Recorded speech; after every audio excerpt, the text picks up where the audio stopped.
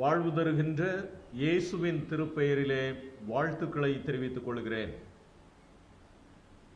பெந்தெகோஸ்தே பண்டிகையை தொடர்ந்து வருகின்ற 4வது தொழுகை நாளாகிய இன்றைய தினத்தில் நம்முடைய தியானத்திற்கென்று கொடுக்கப்பட்டிருக்கின்ற திருமுறை பகுதி மத்தேயு நற்செய்தி நூல் அதிகாரம் 10 வசனங்கள் 34 முதல் 42 முடிய.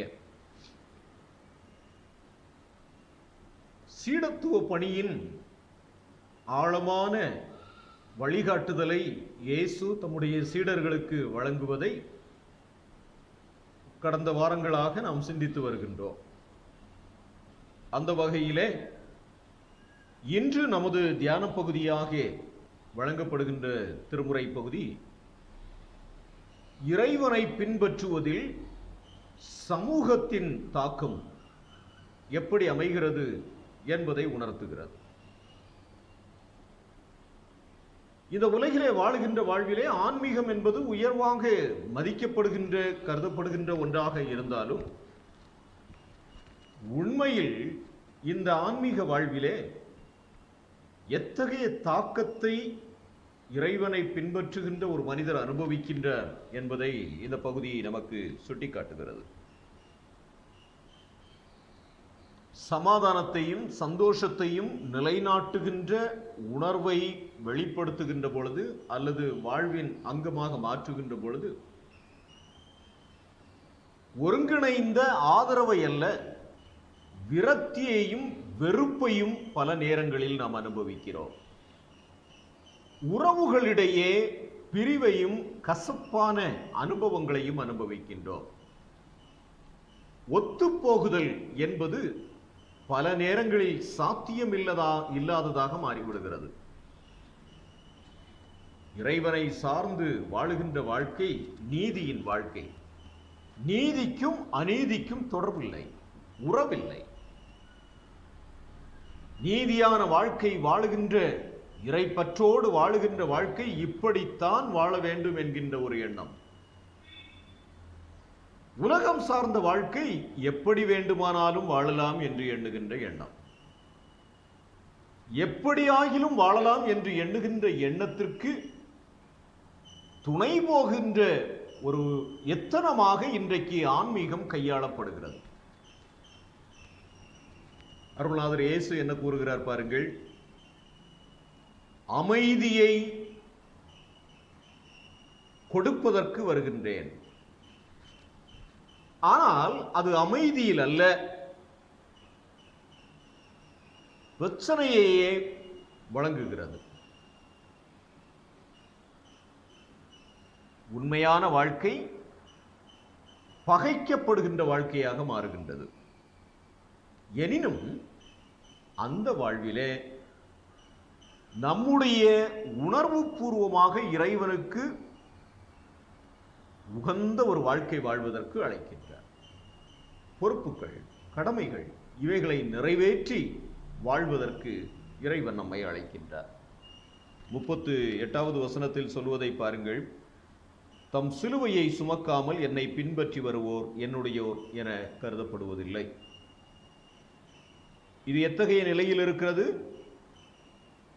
35வது வசனம் சொல்கிறது, தந்தைக்கு எதிராக மகனும் தாய்க்கு எதிராக மகளும் மாமியாருக்கு எதிராக மருமகனும் பிரிவை காட்டுகின்றது. உறவுகளிடையே கூட பிரிவை உணர்கின்ற ஒரு நிர்பந்தமான நிலையை அனுபவிக்கின்றோம். எனினும் எது முக்கியம் என்பதை உணர்வதற்கு இறைவன் அழைக்கின்றார். இறைவனிடம் கொள்ளும் அன்பே, இறை உறவே முதன்மையாக கருதப்படுகின்ற ஒரு வாழ்க்கை சீடத்துவ வாழ்க்கை. அத்தகைய வாழ்க்கை இன்று நாம் அனுபவிக்க இறைவன் நம்மை அழைக்கின்றார்.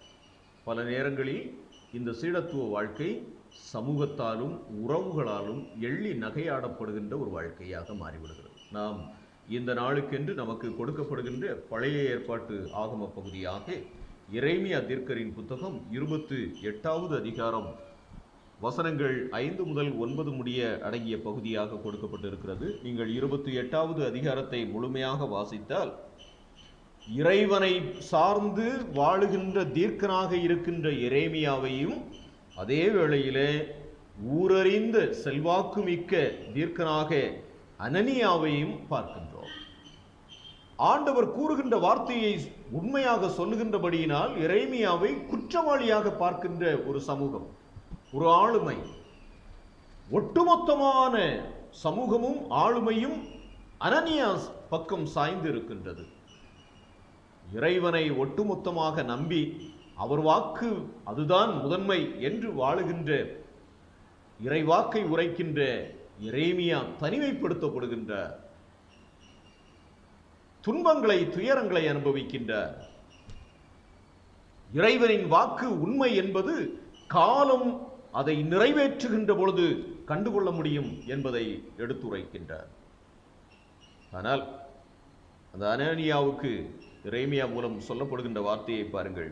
அனனியாவே, கூர்ந்து கேள், ஆண்டவர் உன்னை அனுப்பவில்லை, அப்படி இருந்தும் எம் மக்கள் பொய்யை விரும்பும்படி நீ செய்து விட்டாய் என்று கூறுகின்றார்.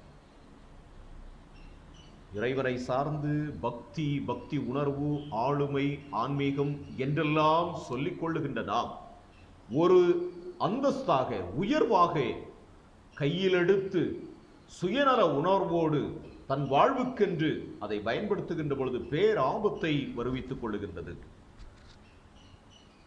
அது உயிரிழப்பை கூட நமக்கு தருகின்றது. அருள்நாதர் இயேசு சொல்லுகின்றார், இந்த உலகிலே வாழுகின்ற வாழ்க்கையிலே உலகம் சார்ந்தவற்றுக்கல்ல, நீங்கள் இவ்வுலகுக்கு உரியவர்கள் அல்ல, இறைவனுக்கு சொந்தமானவர்கள், மேலுலகம் சார்ந்தவர்கள். உண்மையான இறைவனின் மீது கொண்டிருக்கின்ற அன்பு என்பது மிக வலிய ஒரு அனுபவம். அதற்கு இணையாக வேறு எதையுமே நாம் சொல்ல முடியாது. எல்லா சமய பின்னணிகளிலேயும் இதை நாம் உணர்த்தப்படுவதை நாம் பார்க்கின்றோம். இறைவன் மீது கொண்டிருந்த அன்பின் நிமித்தமாக அனைத்தையும் இழந்த பொழுதும் கூட யோபு என்று சொல்லுகின்ற பக்தன் சொல்லுகின்ற வார்த்தையை பாருங்கள். இறைவன் எனக்கு இவைகளை தந்தார், இறைவனுக்கு நன்றி. துன்பமும் கூட இறைவனிடமிருந்து எனக்கு வருவதுதான், அதிலும் எனக்கு ஒரு நன்மை இருக்கிறது என்பதை உணர்கின்றார். அன்புக்குரியவர்களே, இந்த வாழ்க்கை ஒரு புனிதமான வாழ்க்கை. இறைவன் மீது கொண்டிருக்கின்ற அன்பில் திளைத்து வாழவே நாம் அழைக்கப்படுகிறோம். அன்று சீடர்களுக்கு சீடத்துவத்தின் மகத்துவத்தை சொல்லுகின்ற பொழுது, உன்னுடைய பொறுப்புகளை நிறைவேற்று, உன்னை ஏற்றுக்கொள்ளுபவர், உனக்கென்று ஒரு கலசம் தண்ணீர் கொடுப்பவர் கூட அதனுடைய பலனை அடையாமல் போவதில்லை. உன்னை ஆதரிப்பவர்கள் அதற்குரிய பலாபலனை அனுபவிப்பார்கள். ஆனால் அதே வேளையில் நீயாக இரு, இறைவன் மீது கொண்டிருக்கின்ற நம்பிக்கையில் நீயாக இரு. இந்த உடைமைகளை அழிக்க அல்லது சீரழிக்க துடிக்கின்ற இந்த சமூகத்திற்கு அஞ்சாமல், அதையும் கடந்து ஆன்மாவையும் வாழ்விக்கின்ற இறைவனிடம் பற்றுக்கொள் என்று இறைவன் நம்மை அழைக்கின்றார். அந்த வாழ்க்கை ஆசீர்வாதமான ஒரு வாழ்க்கை, அந்த வாழ்க்கை இன்பமான ஒரு வாழ்க்கை. துன்பம், துயரம் என்பது உணர்வை சார்ந்து நாம் அதை எடுத்துக்கொள்ளுகின்ற அணுகுமுறையை சார்ந்து அமைகின்றது. இது இறைவன் அவருடைய அன்பை நம் மீது பொழிகின்றார்.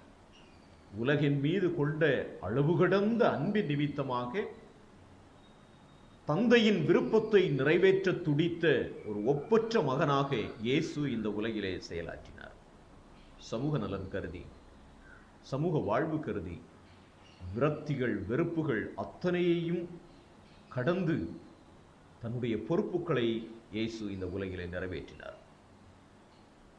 இறைவன் மீது கொண்டிருந்த அளவு கடந்த அன்பினால், இறைவன் என்னை தெரிந்தெடுத்திருக்கிறார் என்கின்ற உறுதிப்பாட்டினால் எரேமியா விரக்திகளை சந்தித்தார். வலி, வேதனை, சமூகமே எதிர்த்து நின்ற வேளை இவை எத்தனையும் சந்தித்தாலும் இறைவன் எனக்கு துணை நிற்கிறார் என்று பறைசாற்றினார். நாம் கடந்த வார தியான பகுதியிலே நாம் சிந்தித்தது போல, வலிமை மிக்க வீரனைப் போல இறைவன் என் பட்சத்தில் இருக்கின்றார் என்று கூறுகின்றார். அன்புக்குரியவர்களே, எந்த நிலையிலேயும் இறைவன் நம் பட்சம் இருக்கின்றார் என்பதை உணர்வோம். உண்மையான அன்பு இறைவன் மீது வைத்திருப்போம். நேசம் மரணத்தை விட வலியது என்று உன்னத பாடலிலே வாசிக்க பார்க்கின்றோம். இறைவன் மீது கொண்டிருக்கின்ற நேசம் என்பது வலிமை மிக்க ஒன்று. அந்த வலிமை மிக்க அன்பை அனுபவிப்போம்.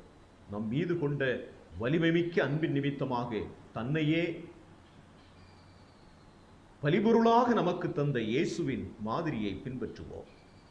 அத்தகைய வாழ்விலே நாமும் சமூக வாழ்வும் சமுதாய வாழ்வும் தலை சிறந்து செயல்பட இறைவன் நம்மை சக்திமிக்க பயனுள்ளவர்களாக பயன்படுத்துவாராக. எல்லா புத்திக்கும் மேலான தெய்வ சமாதானம் இருதயங்களையும் சிந்தைகளையும் கிறிஸ்து இயேசுவில் நிலைப்படுத்தி ஆற்றல் மிக்க சீடர்களாக